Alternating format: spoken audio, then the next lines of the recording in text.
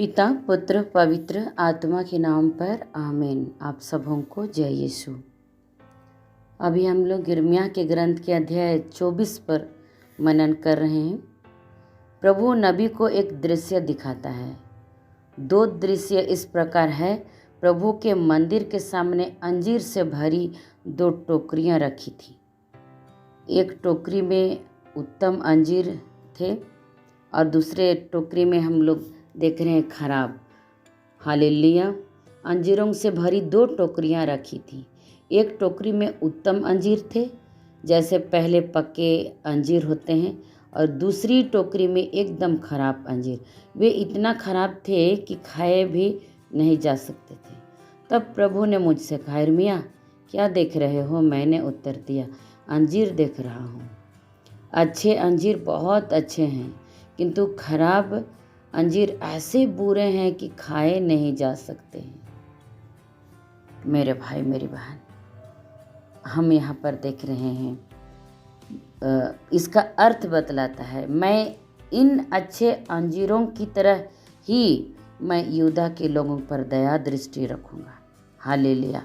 जिस तरह वचन संख्या 8 में हम पढ़ते हैं, प्रभु कहता है, जैसे व्यवहार उन खराब अंजीरों के साथ किया जाता है जो इतने खराब हैं कि खाए नहीं जा सकता है, वैसा ही व्यवहार मैं यहूदा के साथ सिद्ध किया, उसके पदाधिकारियों, यरूशलेम के बचे हुए लोगों के साथ करूँगा जो इस देश में रह रहे हैं, और उनके साथ जो मिस्र में बस गए हैं।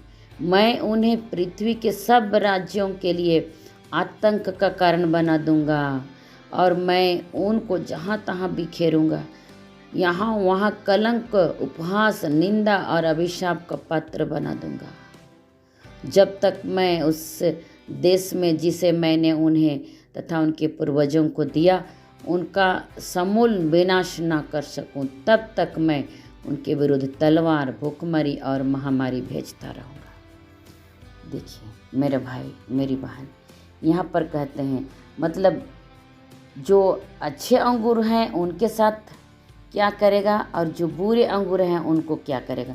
हम लोगों को देख रहे हैं, अगर गुलाम बनाकर वो नहीं ले गया, कहते हैं जो यरूशलेम में बच गए हैं वे लोग, और वे लोग कहते हैं कि हम यहाँ यरूशलेम में रह गए। ऐसा कुछ लोग हैं जो वहाँ पर रह गए थे। प्रभु उनको कहते हैं, जो लोग दुख में हैं, जो लोग पीड़ा में हैं, जो लोग निर्वासन में चले गए, उन लोगों के साथ ऐसा व्यवहार करूँगा, कहता है, जैसे अच्छे अंगूर की तरह उनके साथ की जा सकती है जो लोग निर्वासन में चले गए हैं।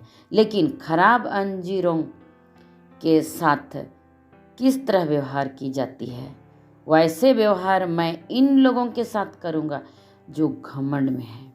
अभी भी पाप की हालत में हैं लोग, जिनके ऊपर विपत्ति नहीं आई है, उनके ऊपर विपत्ति जरूर आएगी, कह रहा है। लेकिन जो लोग विपत्ति में चले गए हैं, मैं उनके साथ अच्छा व्यवहार करूँगा। निर्वासन में चले गए हैं उनके साथ मैं उनको लौटा लाऊंगा, उन्हें संभालूंगा, उनके ऊपर मेरी कृपा दृष्टि बनी रहेगी। इसका मतलब क्या है? जीवन में जब दुख आते हैं, हमारे ऊपर प्रभु का सबसे बड़ा दंड पड़ा हुआ है। दंड यही है, ऐसा नहीं सोचना। हालेलुया। जब दुख आता है तब प्रभु हम पर प्रसन्न है, अप्रसन्न, हम पर प्रसन्न है, अप्रसन्न है, ये भी नहीं सोचना। ऐसा संदेश है, प्रभु हमारे कल्याण के लिए है। इसीलिए इस्राएल के ऊपर, यहूदा के ऊपर आई हुई विपत्ति को भलाई में बदल देता है प्रभु। जो विपत्ति यहूदा के ऊपर आया, इस्राएल के ऊपर आया, बाद में प्रभु उनको भलाई में बदल देता है, क्योंकि वे दुख उनके लिए कल्याण बन गया। कारण क्या है मेरे भाई मेरी बहन? वे लोग पश्चाताप किया, अपने को विनम्र बनाया। दुनिया के दृष्टि में जब उनके ऊपर इतनी बड़ी विपत्ति आई, प्रभु उसको बड़ी भलाई में बदले। कारण क्या है? वे पाप से रिश्ता तोड़ दिया, पश्चाताप किया और पाप छोड़ने का वादा किया। पाप का से के साथ जो रिश्ता था, व्यभिचार का रिश्ता था, उसको तोड़ दिया इस्राएलियों ने और अपने आप को विनम्र बनाया और प्रार्थना करना सीखा, प्रभु का नाम को पुकारने के लिए सीखा। ये लोग व्यभिचार करते, दूसरे देवी देवताओं का नाम लेते, उनका पुकारते, लेकिन जब दुख आई तो विनम्र बनाया, अपने आप को प्रार्थना करना सीखा और प्रभु का नाम को लेना सीखा। तब प्रभु उनको कहते हैं मैं उन्हें संभालूंगा। तब प्रभु देखा ये लोग विनम्र हो गए हैं, पश्चाताप कर रहे हैं, तब प्रभु उनको क्या कहता है, मैं इनको संभालूंगा, उन्हें लौटा लाऊंगा। लेकिन जो लोग यहाँ पर रह गए, मतलब यरूशलेम में रह गए हैं, निर्वासन में नहीं चले गए हैं, निर्वासित नहीं हुए हैं, उनके ऊपर दंड आएगी, प्रभु कहता है। क्यों दंड भेजेगा उनके ऊपर? क्योंकि उन लोग दुख की भट्टी में शुद्ध नहीं किया गया है, शुद्धिकरण नहीं हुआ है। और अभी यहूदा और इस्राएल दुख की भट्टी में, बाबुल के राजा के यहाँ निर्वासन में, दुख में, वे प्रार्थना करना सीखेंगे, नम्र होंगे और अपने आप को प्रभु का सेवक, प्रभु के लिए तैयार करेंगे। वे लोग शुद्ध हो जाएंगे, उनके सारे पाप धुल जाएंगे।